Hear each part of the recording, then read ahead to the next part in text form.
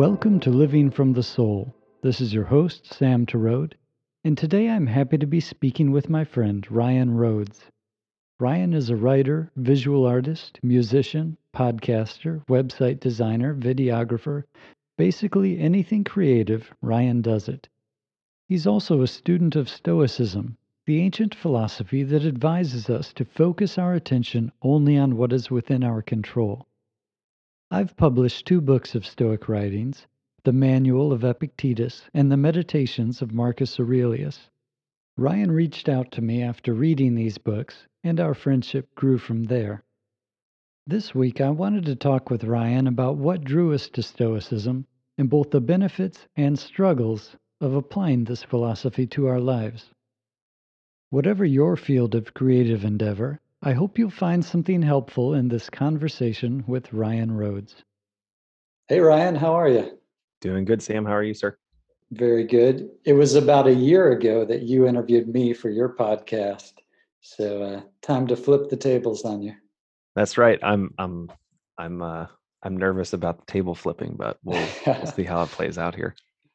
Well, among all the readers who have read my books on Stoic philosophy, the Manual of Epictetus and the Meditations of Marcus Aurelius, you've been the reader who has expressed the most appreciation for those books and how they've affected you. So that's particularly why I wanted to talk with you. Sure. Yeah, it's I think I came across them, man, I don't know, probably 2017, 2018. I honestly don't remember at this point. That would have been right after they came out because I self-published them in 2017. Okay. Well then, yeah, it was probably pretty soon after that because I had heard of Marcus Aurelius and his writings through Tim Ferriss and his podcast and some of his content. And so I started doing some searching, and as a longtime designer, I definitely do judge books by their covers. And so there's a lot of different versions of meditations on Amazon. And so the your version, however, was the one that stood out the most to me. And so I leafed through the preview a little bit, and I was like, oh, this is super simple. It's a translation that's easy to read and understand. And so I picked up a copy, and at that time, um, just going through old journals and things like that, and remembering some of the challenges that my family and I were dealing with at the time, uh, the work really helped us navigate a lot of uncertainty and uncharted waters. It helped me personally in navigating a lot of different health challenges that were going on in my family at the time as well. And so so I really just kind of latched onto them and the meditations. And then I think I came across, actually, flipping that around, it might have actually been the other way around. I might have came across the manual first and then was like, oh, I really like how this is laid out. I like how this is published. And then I looked into um, some of the other books that you had put out, and I think that that's how I came across meditations. And so I've given away um, probably at least 40 to 50 copies of both of them, just to friends, family, coworkers, because in a way, unlike a lot of other books that I've read, it's something that they're both books that I can go back to very regularly, and it doesn't really matter what challenges I'm currently facing in my life. I find that I'm able to find insights that kind of remind me, hey, can you control this? If not, change your focus because you're literally just wasting your time. And so if I could sum up everything that I've really taken from the work that you've put out in Stoicism, it is like focus primarily on what you can control, and everything else is just a fruitless waste of time and energy. Yeah. It's funny how it all boils down to that one simple message, but we need to be reminded of that. And I think there are a lot of thicker books on philosophy, and people can get into the weeds and details of Stoicism as well. And I'm just not interested in that. I need that one simple message and to be reminded of it myself over and over. Yeah, I mean it. I literally have.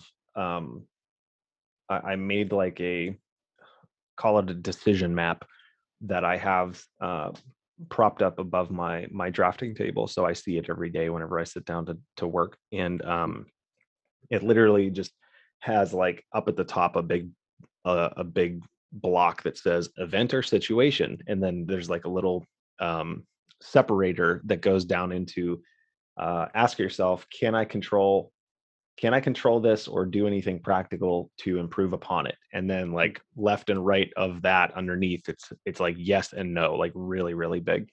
And if the answer is yes, it's like great, do that next. And it's like if no, if I can't fix this or do anything about it to make it better, literally just change my focus. And it's not always easy in Yeah. the sense of like it could feel, especially if we're spending too much time looking at a screen and looking at the news or social media, it's like I can get very, very caught up in that very quickly. Um, but having that reminder, hey, I can't control this. This is literally just a waste of my time and focus right now. Has helped bring me back to a state of presence and mindfulness that has been super, super useful in the crazy times that we're living in right now. Yeah. I also can't take too much credit for these books, the manual and the meditations. I was more the packager or editor, and I took Sure. a public domain translation in both cases and then just went through and entirely rewrote it in easier language. The manual sticks pretty closely to the original.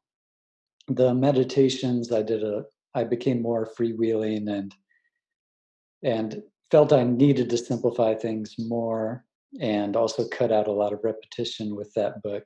So that one is, and that's also my favorite of the two. Just a Marcus Aurelius goes into greater depth and he's talking about things, applying them to his life. And yeah, so the meditations is my favorite of the two. And so correct me if I'm wrong, you published the manual first?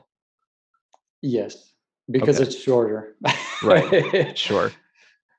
And so that's really interesting because I ended up doing something similar with my book that I self-published that I actually have a new version coming out Mm, called The Science of Getting Rich. And Sam, I think you've read it. I sent you an early copy.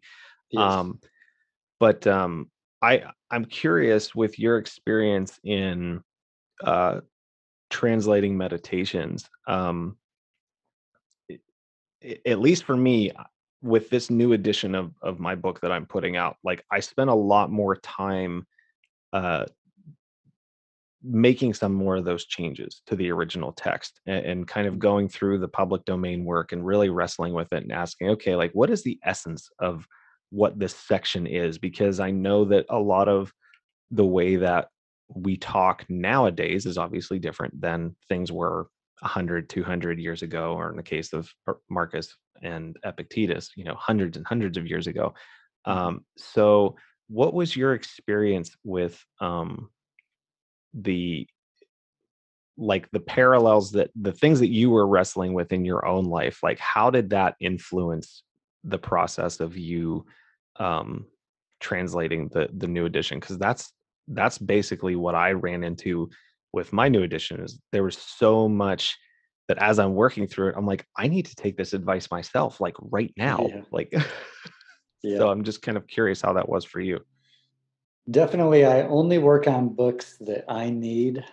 So if it's a problems I'm wrestling with, that's what I'm drawn to write about and to produce books that apply to that.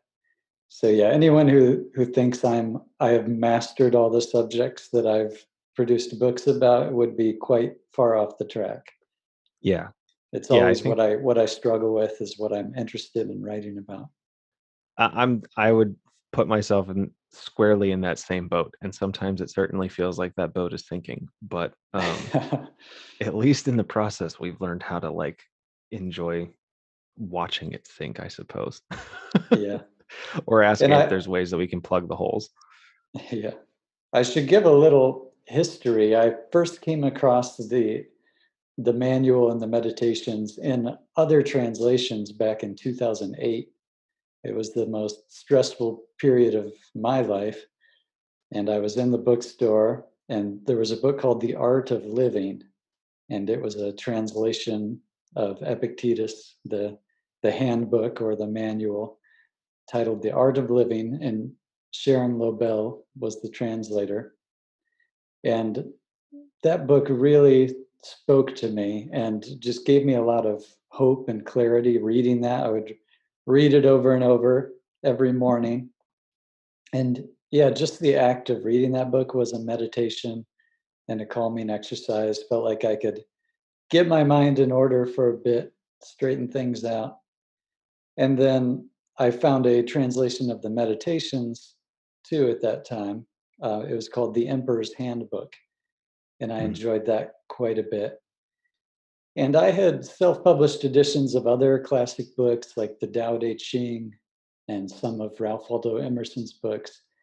But I thought, well, I don't want to step on the toes of these other translations of the manual and meditations that they had different titles than those translations I read. So I waited over 5 years without reading those books at all so that those translations would be out of my mind and I wouldn't unconsciously plagiarize anything. And sure. then I found on the Project Gutenberg website some translations from the 1800s of those books from the Greek, and yeah, went through those every morning.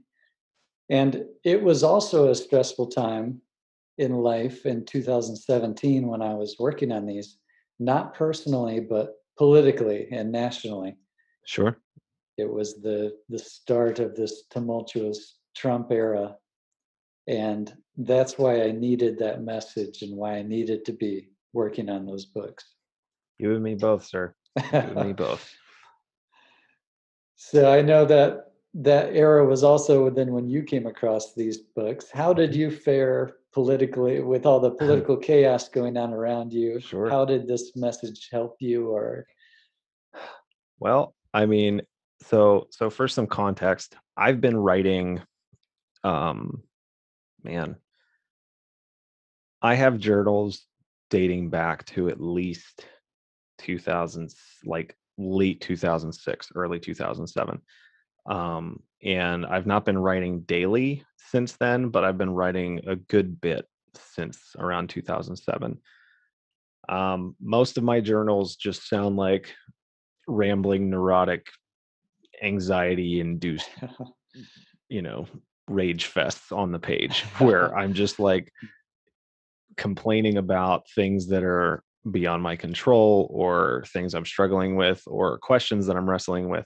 But what I found really, really useful in doing kind of like a daily writing practice, even if it's just like a morning brain dump type thing, you start seeing patterns over time. You start seeing things that I think Julia Cameron in her book The Artist Way mentioned. She's like, you can't really complain about the same thing over and over and over for months in advance without taking notice of the things that are bothering you, right? So for me, writing helps me hear myself think. And especially around 2016, 2017, there were a lot of challenges in my family with some people very close to me. We're dealing with a number of pretty intense health issues, which dramatically affected our quality of life and the things that were, you know, very present in our day to day reality, right?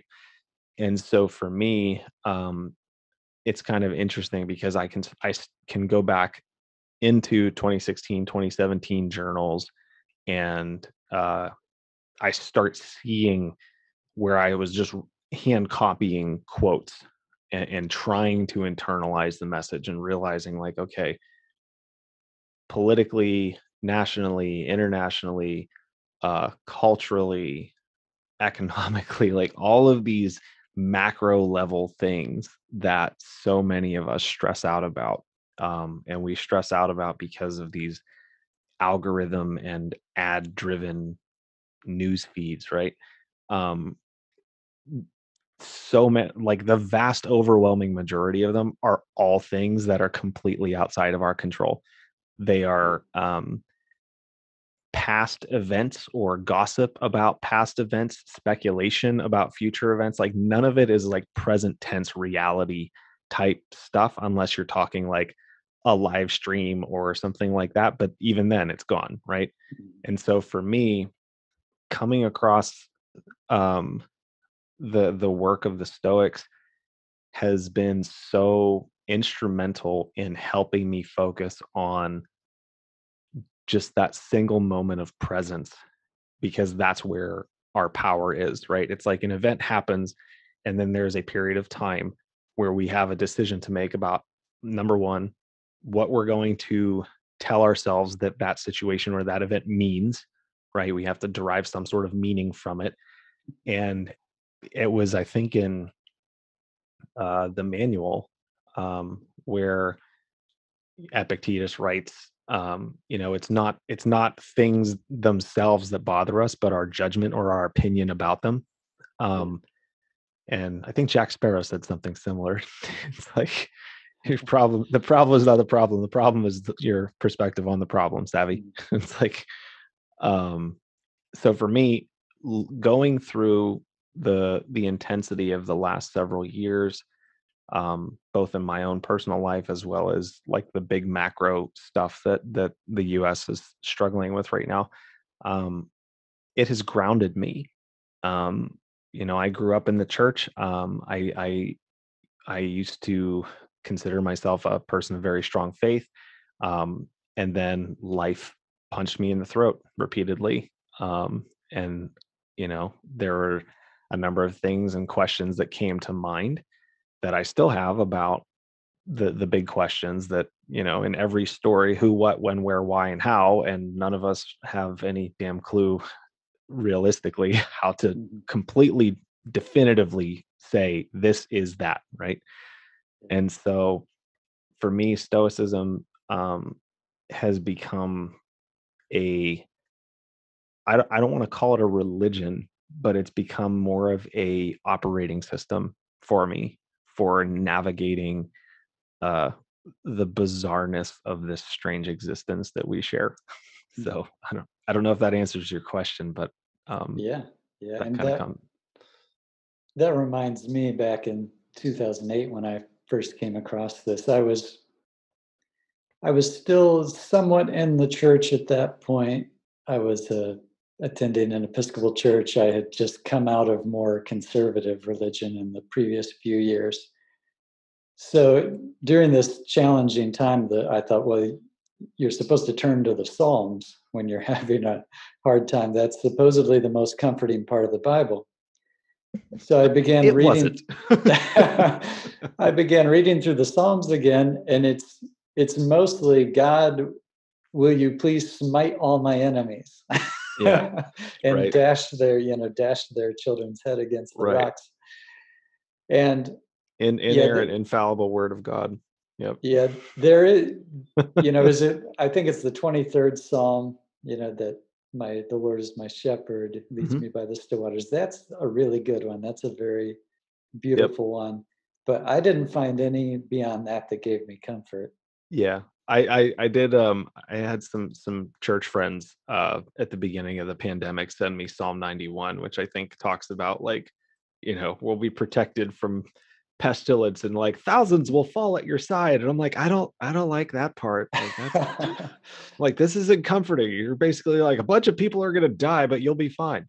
It's like, okay. uh, But yeah, that was a lot of my experience too, where it's like there were things that helped me move forward in my life at various points in time, but the thing that has been really, really useful for me and practical about stoicism is that it's like it always boils down to that one question. And to their credit, like it kind of can be summed up in the whole what is it, the Serenity Prayer, where it's like, God mm, help me to um I don't even remember. It's been forever, but it's kind of like, Accept the things I cannot change, change the yeah, things I can change, and have the wisdom to know the difference. right, right. And I've heard interesting other alternative versions of that where it's kind of like, you know, help me stop trying to change the people I can't and realize that the only person I can change is me, or something Right. like that, where it's like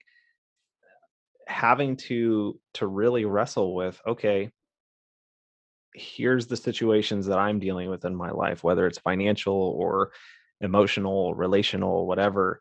Um, and having the the grit and the willingness to face that is something that I think, a lot of us didn't really even start doing, and or don't start doing until we hit trial or tragedy or trauma.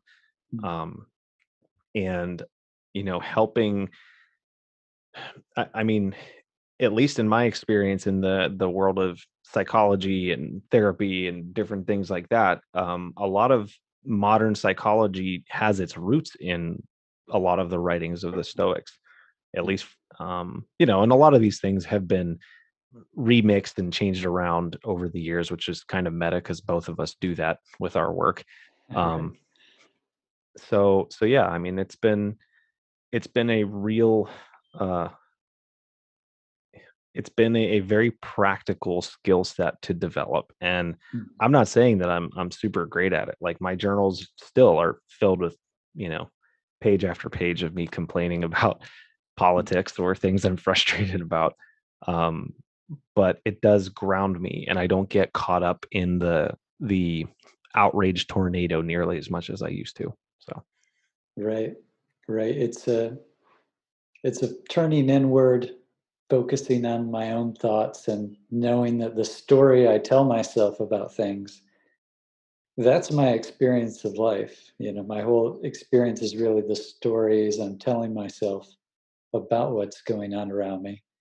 And it's in my power to try to improve that story, write a better one if I don't like the negative, depressing story that's spinning around in my head right now. And yeah, yeah. it sounds so simple, but it's something I hadn't really thought about consciously before I came across these books. And from that more religious conservative perspective I was in, that was more about having faith in particular beings, whether it's Jesus or other figures in the Bible, having faith, believing those things, and then praying for supernatural deliverance. There wasn't there wasn't much of a focus on, okay, here's something you can do right now to feel better, to make the most of what you've got. Right. And it's there's also a great focus on virtue in the Stoics and other ancient philosophers. There is a focus on loving other people and acting virtuously. So it's certainly not throwing out morality, which I think is a fear that a lot of religious people have of non-religious philosophy. Well, yeah, and I know that for me especially, and my friends who I met in and through the church, they had some of the biggest reservations whenever I would send them copies. I'd be like, "Hey, this is another book that's no, it's not the Bible, and it's not actually directly referring to anything in the Bible, but it's still a good book, and there's still practical things in it that you can apply to your life now that would help you." And there's this like deep-seated aversion, and I shared it, years and years ago. But it wasn't until essentially the theology and the doctrines and the mindsets, worldview, whatever you want to call it, it wasn't until those things really, really failed me, or at least felt like they failed me, before I was able to get to a point of like being open and willing to even look into something else. And I think that a lot of that has been the experience of a lot of people who grew up in the church for one reason or another. Um, and relatively speaking, it's a pretty new phenomenon for our species to have essentially immediate access to the wealth of human knowledge at our fingertips. Um, and that can bring up all kinds of other conversations about our perception of reality based on what we see on a screen. Um, but the thing that I keep coming back to with Stoicism and these writings is that it is practical and it's timeless. And anytime I find something like that, like there's so many things that I know for sure that I don't know much about. But one thing I do know is if I listen to the noise and the anxiety in my head, if I dig long enough, usually it's me stressing out about something I can't control, whether it's something in the past, something stupid I did or said, something I regret, or like worrying about the future. Well, like, what if this happens? What if that happens? It's like, well, what if I'm genuinely worried about XYZ? What am I doing today to try and mitigate that? Um, and so yeah, it's been, I mean, literally life changing. I mean, I would not, I dread to think how I would have handled navigating 2020 and this year, this past year, if it wasn't for the writings of the Stoics and the studies that I've done in that world, because frankly it helped keep me sane. Well, yeah, for me, the Trump years were definitely the biggest challenge to trying to see things from a Stoic perspective. And Why? I mean, everything was so normal and kind and empathetic and full of love and compassion. uh, and I was thinking, if it was just my own personal problems, like it was for the most part back in 2008, that's more contained. It's not everywhere I look. And Right. but with this political upheaval, it was every time you turn on your computer, every time you turn on the radio, there it Yep. is, the latest outrage. Right. Well, So and it's manufactured also. And that's, as someone who's been in media and been making videos and blogging and doing web content for years, like it have you read Ryan Holiday's book? It's called Trust Me, I'm Lying: Confessions of a Media Manipulator. I think I've listened to an interview with him about that book, but no, I Okay. haven't read it. It's worth reading. I read it years ago prior to 2016. And then I think he put out a new updated version after the 2016 election because it's super pertinent. Um, but essentially, he talks about in there how, like, when he worked in and for, I think it was American Apparel, um, and just working in and around like the media industrial complex, for lack of a better term, um, it is in many ways manufactured. And whether it's on the right or the left of the political spectrum, to me at this point it doesn't even matter. Like I'm not interested in like joining a team. I'm not interested in winning or like being the best. Like to me, I'm like, I have no like what I have no interest in these petty gossip driven drama status games. Like I have no desire to even play in that arena, um, because there's no joy to it. It's just this constant like one-upmanship of like who can, like, where's the biggest scandal, where's the biggest outrage, it's going to drive the most clicks, which is going to drive the most ads. And I'm just like, I can't handle any of that. Like as a creator, as an artist, as an author, um, especially this last year, I have dramatically had to just tune it out. Like not in a I'm putting my head in the sand method, but like a okay, if there's something that's genuinely pertinent to my life that is Mhm. going to affect my immediate surroundings in the near future, like I'll hear about it. And this constantly feeling the need to be plugged in to the matrix 24/7, like I I'm so over it. Like I have, Yeah. I'm a big tech nerd, I have a bunch of tech gear and things like that, but I'm also not naive to how these systems are structured.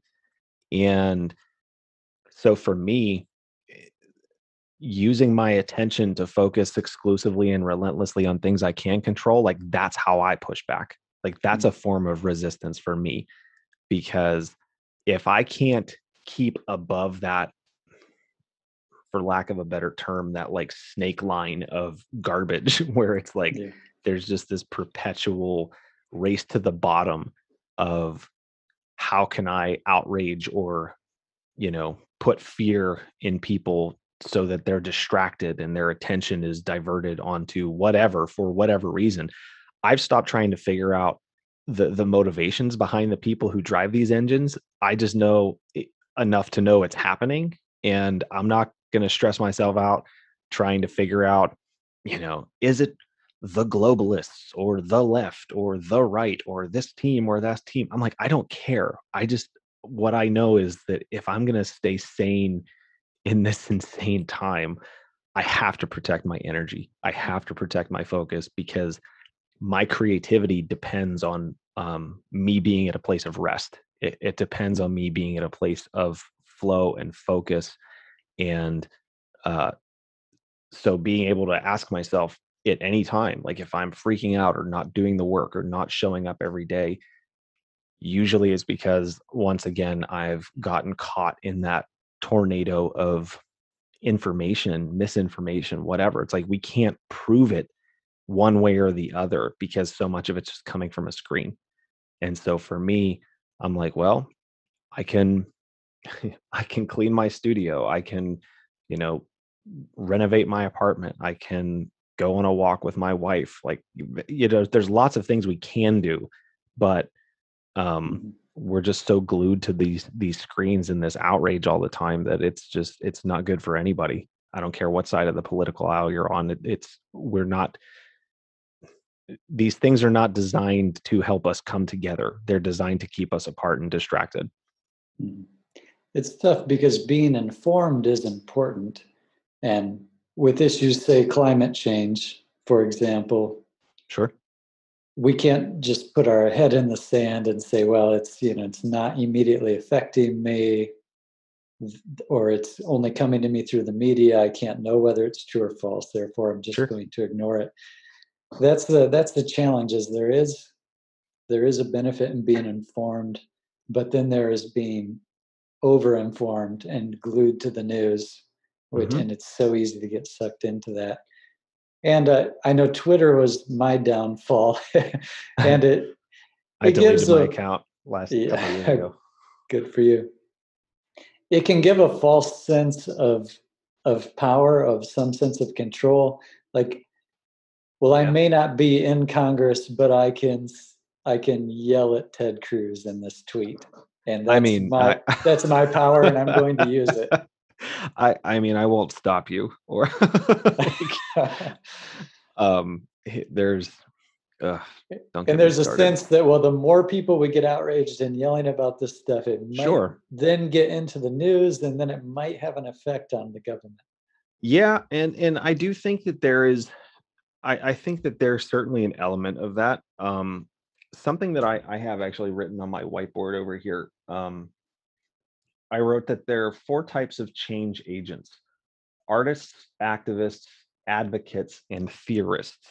And I think that at any point, those things can kind of blend and merge together, um, and they'll overlap. But for me, if I guess really it does boil down to some biblical principles that I remember hearing and learning about in church is the concept of stewardship and fruitfulness. And it's like, what seeds am I planting today that are going to bear good fruit tomorrow? It's like, am I planting these seeds in good soil or bad soil? It's like if I'm trying to affect some type of positive change, say we'll talk about the issue of climate change since you brought it up. Um, I'm well aware that like there's plenty of things we could be doing better as a culture and a society that would lead to taking better care of the environment. I'm a huge gardening nerd.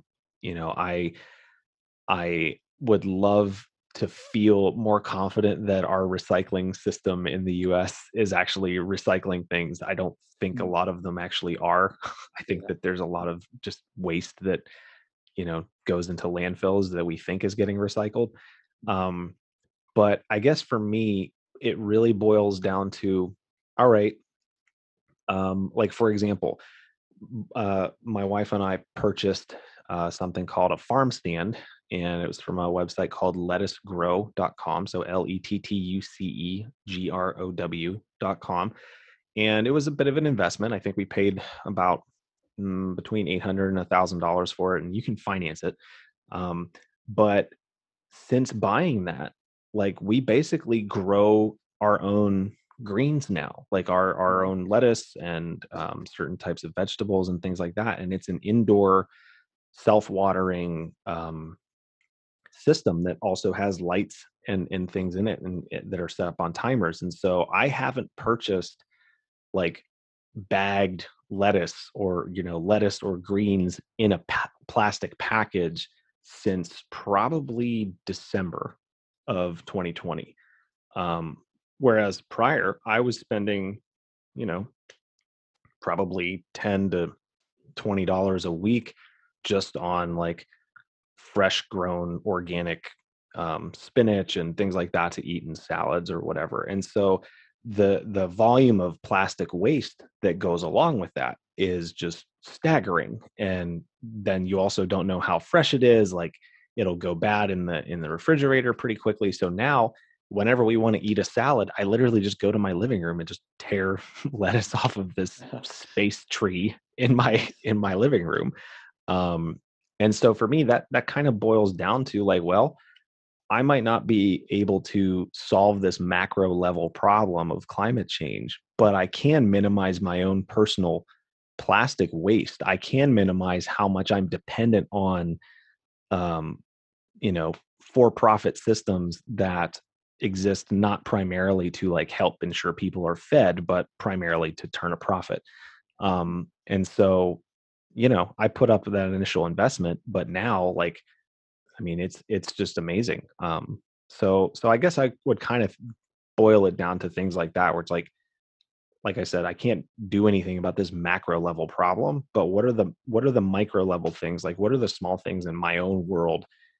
The conversations I can have with people, the small sphere of influence that I do have for one reason or another. It's like, how can I leverage that to start chipping away at this bigger level problem? So I guess that's how I would try to look at it. That's great. Sounds a lot more successful than my past attempts at gardening outside. Yeah, well, I actually started trying to grow food outside. I have a very small kind of crappy apartment, and in a pretty crappy neighborhood. And we were wanting to move sooner, but then the pandemic hit and it was like, oh, I guess we're stuck here for a bit. So um, decided to be like, well, I don't like going out on my patio. I don't like the view out my window because it's just not a great, there's no privacy, that kind of thing. So with that thought, it was like, well, what can I do? So ended up buying some plastic lattice and just, some 2x4s and bungee cords and strapped the thing to my banister. And I set up some clematis vines at the beginning of the pandemic last year, and it ended up growing up all over this trellis. And now we have this nice little flower laden hummingbird sanctuary, um, back in my back patio area. And I had started growing lettuce back there outside, and we had just started harvesting it and then noticed that there were all these bugs and things like in the dirt and it like ruined the entire harvest. And so that after that we were Yeah. like, okay, if we're going to do anything with food, we need to figure out how to bring it inside. And that's how we came across this farm stand. So super, super recommend it. Well, that's great. Well, you have just finished a big project. You mentioned Yes. earlier you're creating your own edition of the book "The Science of Getting Rich" by Wallace Mhm. Wattles, Which with is a your great name.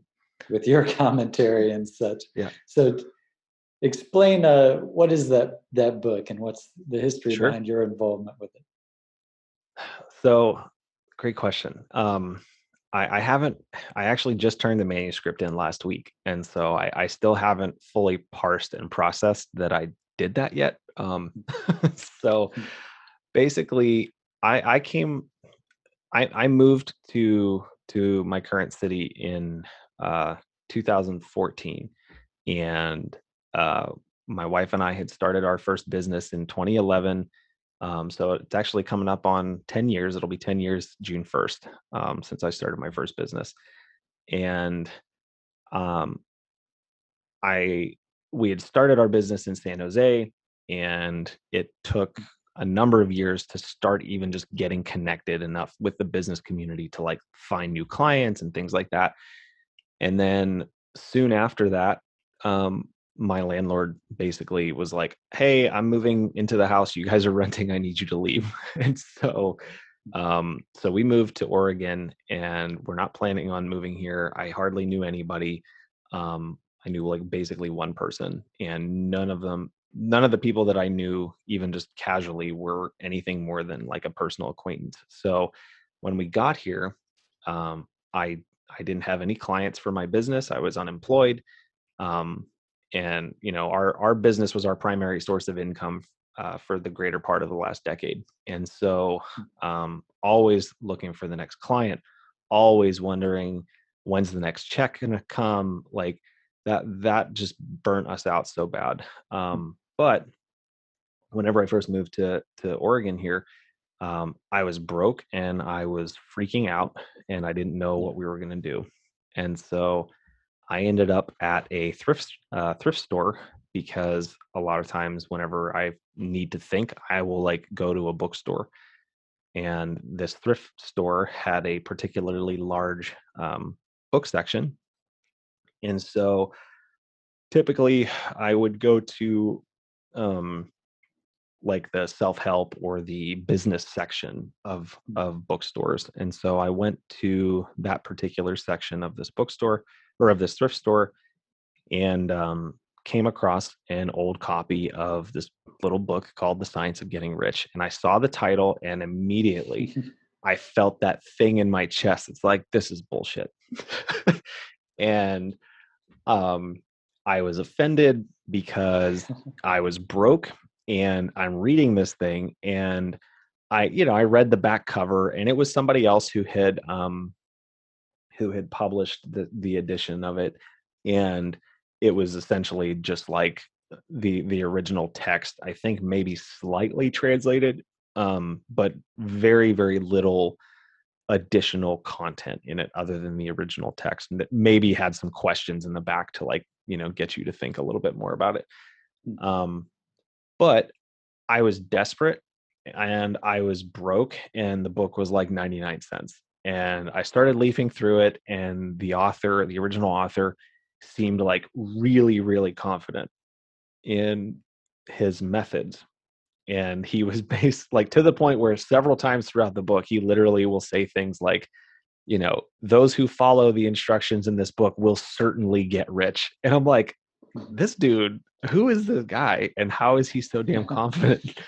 Um, and then I'm like, okay, this book is 99 cents. I'm broke, but I've got nothing to lose here except maybe $1 and some time. So I bought the book, took it home, and I started reading through it. And the more that I read through it, the more that I realized, oh, like this guy isn't saying you're going to get rich quick.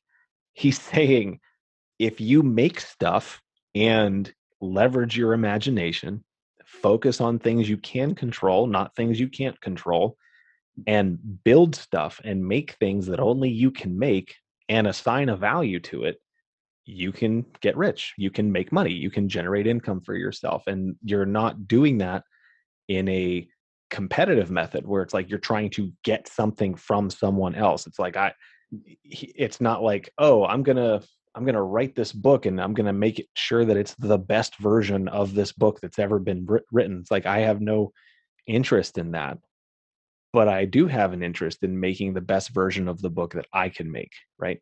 And so that concept was just really fascinating to me, the way that he just kept going back and forth to focus on the creative method, focus on, what you can focus or what you can control and what you can make right where you are. So I started jotting notes down in it, um, things in the margin that made, didn't make as much sense to me because the original text sounds like it was written in the early 1900s. Um, excuse me. And so eventually, and this was, I think by this time it was about 2015, things were starting to ramp up in the political arena.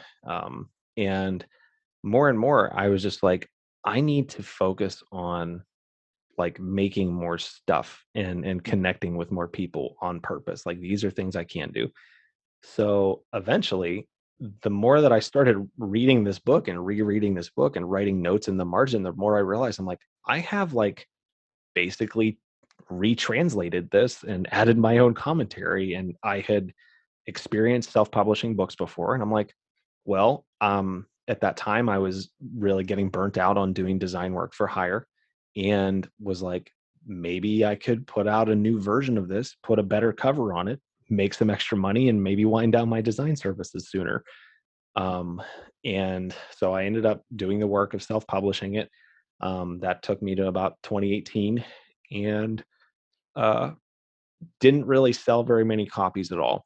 Um, but I had done the work. I had put in the work to self-publish it.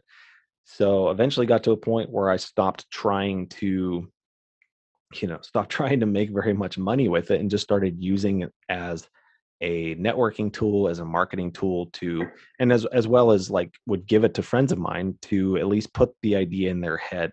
Hey, like you can start your own business. You don't have to work a 9 to 5. Like there are ways to make money beyond just punching in and punching out, and waiting for a check every 2 weeks. And so I knew this in theory, and I was seeing it in practice in my own life in various ways, but it just wasn't at a point where it was like super sustainable, like by itself. But I could see if I was able to scale it, that I would see those kind of results. So fast forward to 2020, I had essentially done very little marketing for the book at all.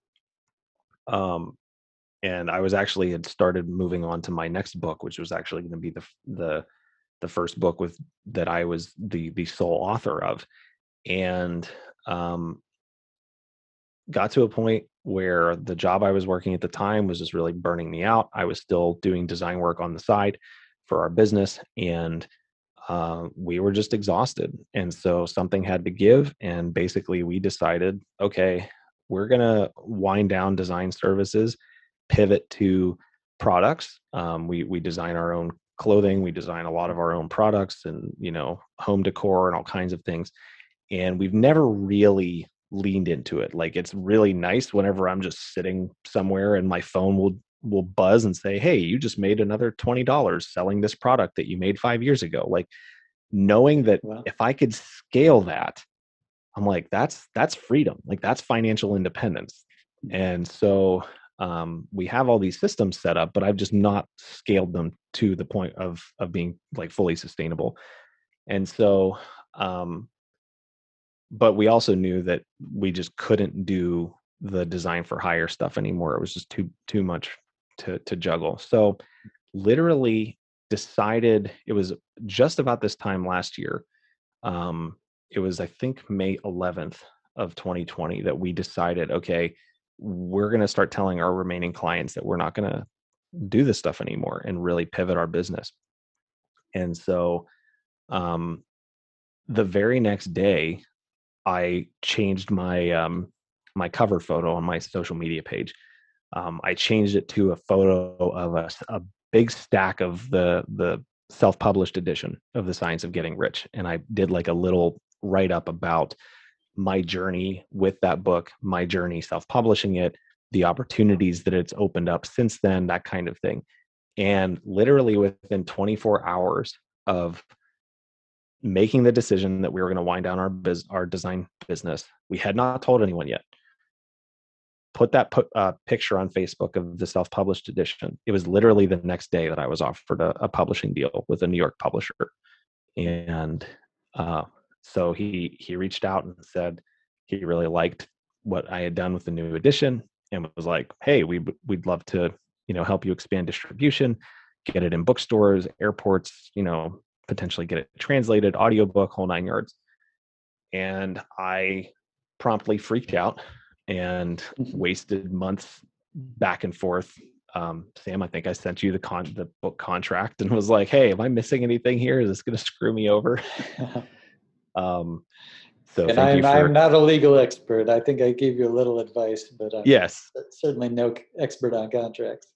right. But it was enough that I'm like, okay, well, I at least trust your judgment on publishing in general, and um, so yeah, I ended up saying yes to the deal, and then initially was planning on basically just copying and pasting the self-published edition and republishing it. But then the more I thought about it, the more I realized I just wasn't happy with the final product. I wasn't happy with um, a number of things in the self-published edition. I'm like, I just need to change some headers. I just need to change some fonts.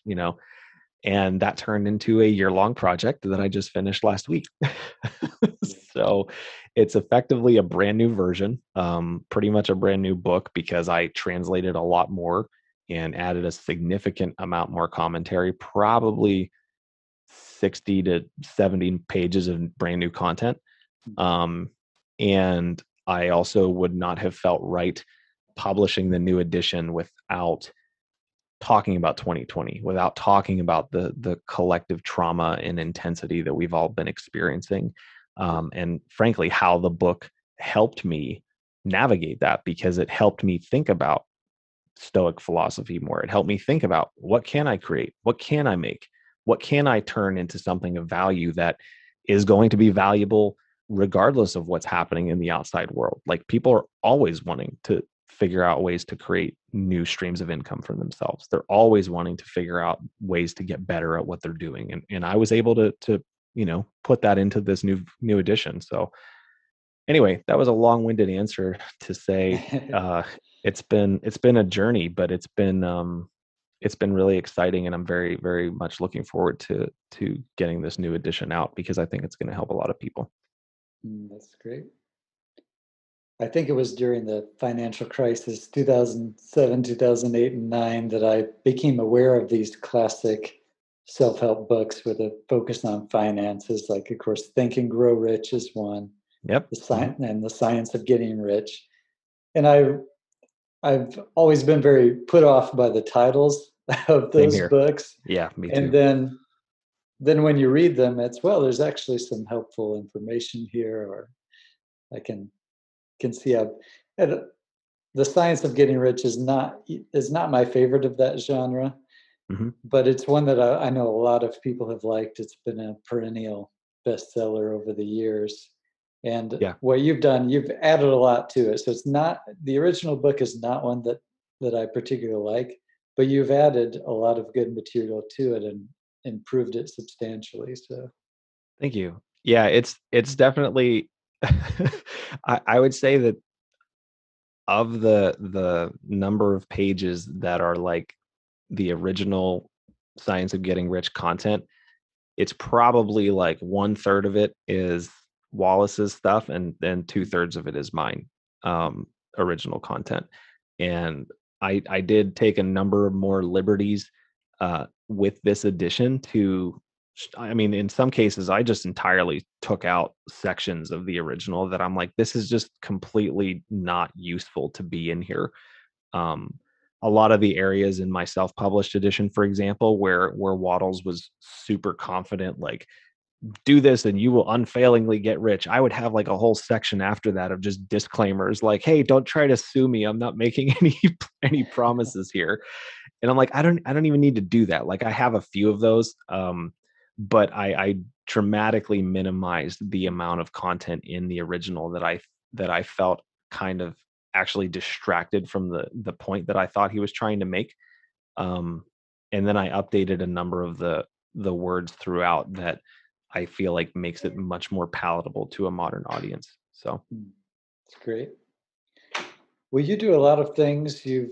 done a lot of graphic design, you've created clothing, book covers, you work on music, video editing, podcasting. What do you see as your main thing, or do you not want to pick one main thing going forward? Well, honestly, it's taken me a really long time to be able to say it, but I would say I'm an artist. I love the creative process. And for me, it's the main thing is creativity. And so like I started dabbling in 3D printing. I started getting into gardening. I started doing it's like anytime there is some type of and as Waddles talks about in the Science of Getting Rich, he calls it formless substance, where it's like whether that's a blank piece of paper, a lump of clay, like unformed plastic from a 3D printer, like all of these things are formless substances until we apply our imagination to them. And so for me, that is the main thing. It's like, okay, well, what's this new medium that is going to allow us to communicate and connect and build in new ways? And so, you can do that with architecture. You can do that with product design. You can do that with writing and podcasting. And I think it was Marshall McLuhan said, like, the medium is the message.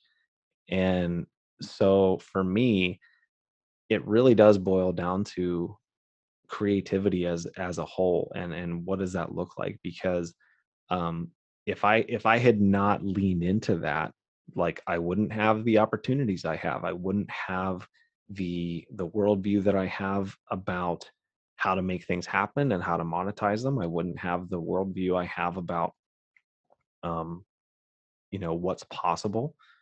And I, at least in my experience, most people kind of stay in this world in their head for a significant portion of their lives, where they just tell themselves that story that, oh, I'm not creative. Oh, that creativity is only for certain people. And it's like, no, like, creativity is like a muscle. Like, you're every kid is creative. And I think it was Yeah. Picasso that said, like, that every child is an artist. The trouble is how to remain an artist once you grow up. um and so that's the main thing for me, man. It's just like, if there's a method whereby we can have some new form of creative expression, I'm all about it, because um someone's gonna leverage it, someone's gonna lean into it. So I'd at least like to be able to wrap my head around how it works. So It's great. That's why you and I get along. We both can't do just one thing and keep doing it. well and it's studying the great artists throughout history. It's like you see those patterns, like the Da Vinci's and the Teslas and the Edisons. And it's like these were people who intentionally studied all types of different methods of communication or skills or whatever, because what ends up happening is, like, my my visual art became better when I started um dabbling more in music. When I start in and vice versa, like, my music got better the more that I focused on painting, and the more that I kind of just kept those synapses firing in my brain of, like, okay, these are things that normally people segment into different um categories.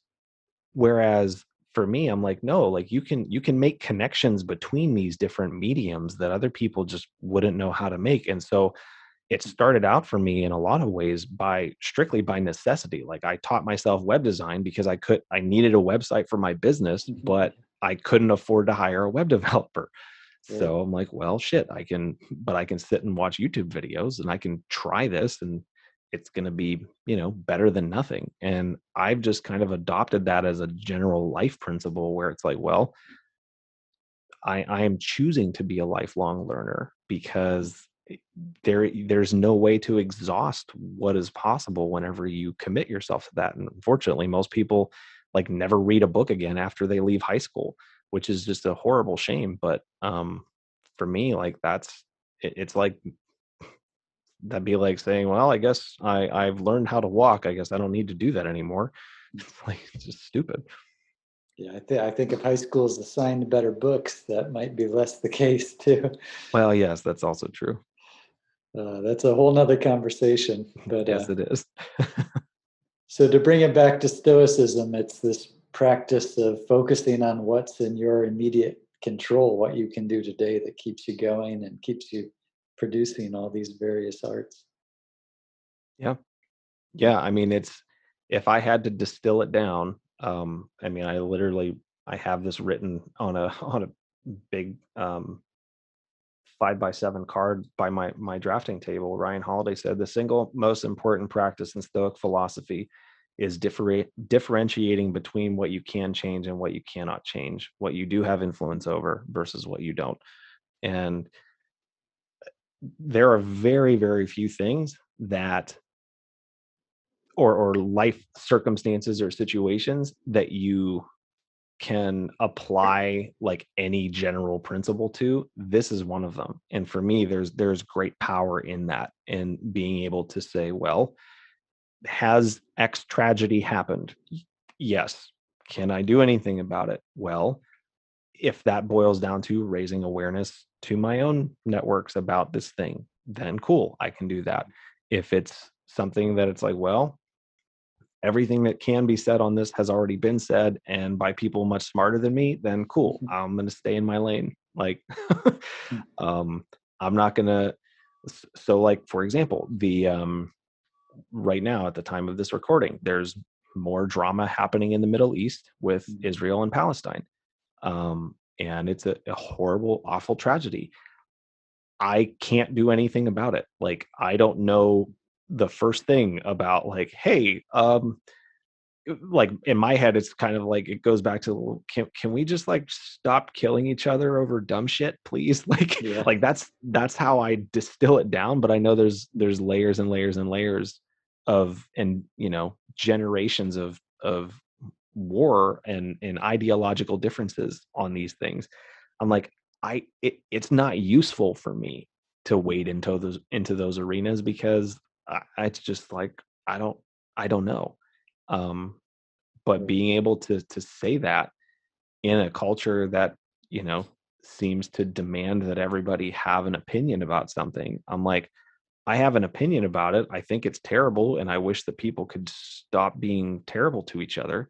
I think a lot of that boils down to, well, if more people focused on things they could prove and control, then instead of trying to like win or be the best at something, then maybe we'd be in a different scenario. That's what I can do. I can encourage people in that direction. I can create content, write books, have interviews, discuss these topics, theorize on how to make things better.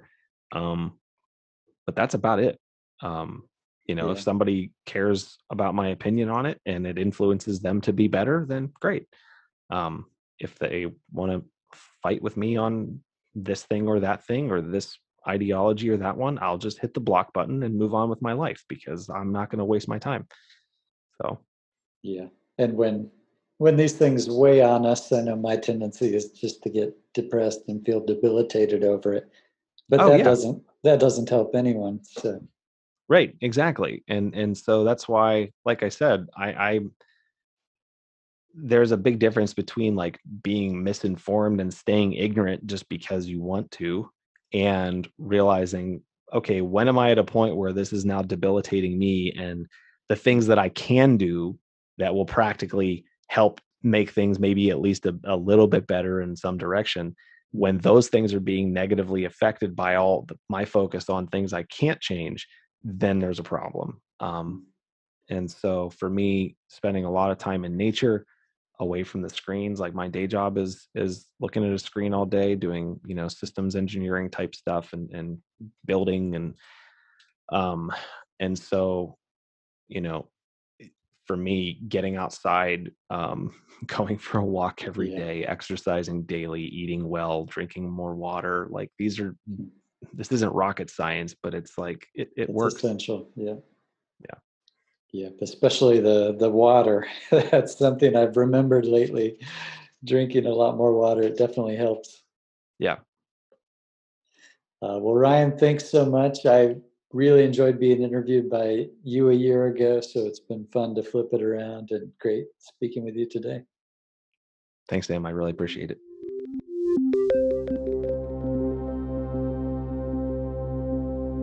Thanks for listening to Living from the Soul. If you enjoyed this episode, please like, subscribe, and review. This is an ad-free podcast brought to you by my books, which are available at samtarode.com. The theme music was created by Gideon Tarode.